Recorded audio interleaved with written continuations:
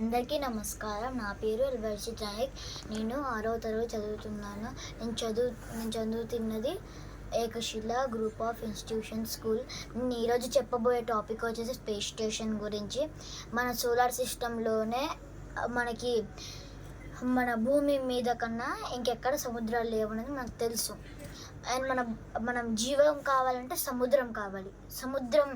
సముద్రం ఉంటే దాని లోపల ఉండే 2 ఇంపార్టెంట్ బ్యాక్టీరియాస్ తోటి మనకి జీవం అనేది వస్తుంది. అండ్ అది ఆ 2 బ్యాక్టీరియాని ఫస్ట్ కనిపెట్టింది మన భూమి పైన.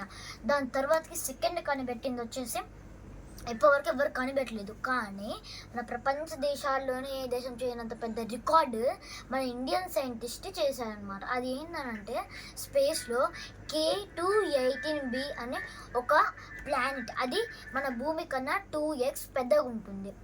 అండ్ అందులో సముద్రాలు, పెద్ద సముద్రాలు, చెట్లు పుట్లు అన్నీ, అంటే ఒక భూమి పైన మనుషులు లేకపోతే భూమి ఎలా ఉంటుందో సేమ్ అలానే ఉంది. అండ్ అక్కడ భూమిలో ఈ ఒక 2 బ్యాక్టీరియాస్ కాకుండా ఇంకెక్స్ట్రా కూడా ఉన్నాయి, అంటే అక్కడ కూడా జీవం ఉండొచ్చు. అండ్ మన సైంటిస్ట్ దానిపైన రీసెర్చ్ చేస్తున్నారు. అండ్ మన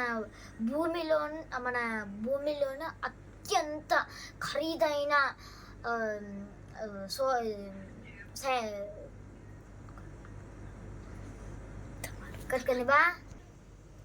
శాటిలైట్ మన భూమిలోనే అత్యంత ఖరీదైనది.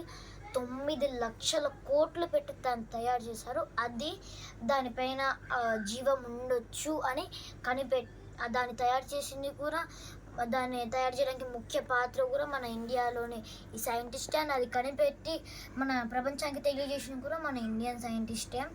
ఇప్పుడు అది మన భూమి నుంచి 8,000 లైట్ ఇయర్స్ దూరంలో ఉంది. అంటే సుమారుగా 253 కోట్ల కిలోమీటర్లు అంత దూరంలో అయితే ఉంది మన భూమి నుంచి. అది అంత దూరంలో అయితే ఉంది K2-18b. అండ్ ఇప్పటివరకు మీరు అనుకుంటూ ఉండొచ్చు, ఒకవేళ మన భూమిలో 70% వాటర్ ఉంది, ఆ వాటర్ అన్నీ ఒకటేసారి వచ్చి మన భూమిని ముంచేస్తే మనకి వెళ్ళడానికి ఎక్కడ లేదని మేము అనుకున్నాం. కానీ K2-18b అనేది ఉందని అనుకోవచ్చు. కానీ అక్కడికి వెళ్ళడం ఇంపాసిబుల్. ఎందుకంటే ఇప్పుడున్న టెక్నాలజీ తోటి అది అస్సలు సాధ్యం అనేది కాదు.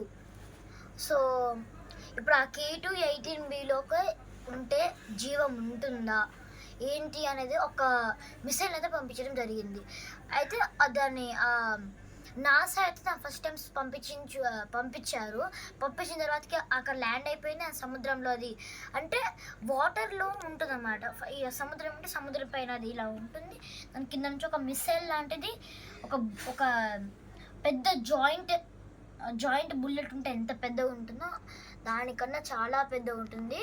అది మన సముద్రం లోపలికి వెళ్ళి డీప్లోకి వెళ్ళి అందులోంచి ఒక మిషన్ అనేది బయటకు వచ్చి అది విత్ లైట్నింగ్ తోటి లోపల ఏమైనా జీవరాశులు ఏమైనా ఉన్నాయా ఏంటి అనేది మొత్తం కూడా ఇది చేస్తుంది. అండ్ మొన్నది పంపించి ఒక 3 days అవుతుంది. ఈరోజు April 28 అని అంటే మనకి April 25కి అలా దాన్ని లాంచ్ చేశారు. ఇంకా మనకి ఇన్ఫర్మేషన్స్ అయితే ఇంకా రాలేదు, వస్తే ఎప్పటికప్పుడు అప్డేట్ చేస్తూ ఉంటాను. అండ్ ఏలియన్స్ని కనిపెట్టే మార్గంలో ఇది కూడా ఒకటే. ఎందుకంటే మన భూమి మీద కాకుండా వేరే గ్రహం పైన ఉన్న ఏ జీవమైనా మనకు అది ఏలియన్ లాగానే అవుతుంది. సో మొట్టమొదటిగా ఏలియన్ని కనిపెట్టే దేశం లాగా కూడా మన ఇండియా రికార్డ్ని సాధించుకున్నది. మన ఇండియా ఒక పవర్. మీకు నచ్చినట్లయితే మనకి కామెంట్ సెక్షన్లో ఆరెంజ్ వైట్ గ్రీన్ హార్ట్స్ అయితే కామెంట్ చేయండి. సో ఈ K2-18b అనే గ్రహం గురించి మీకు ఎలా అనిపించిందో కామెంట్ చేయండి. అండ్ అక్కడ మనకి భూమిపై ఉన్నట్టే మబ్బులతోటి ప్రతి ఒక్కటి పాసిబుల్ లాగానే ఉంది. అంటే మన భూమి లాగానే ఇంకొక భూమి అన్నట్టు. కానీ అది K2-18b అది చాలా పెద్దగా ఉంటుంది, మన భూమి కన్నా 2x పెద్దగా ఉంటుంది. ఈ K2-18b గ్రహం గురించి మీకేం అనిపించింది కామెంట్ సెక్షన్లో తెలియజేయండి. బై. ఈ వీడియో కనుక మీకు నచ్చినట్లయితే లైక్, షేర్, కామెంట్, సబ్స్క్రైబ్ మాత్రం మర్చిపోకండి. బై.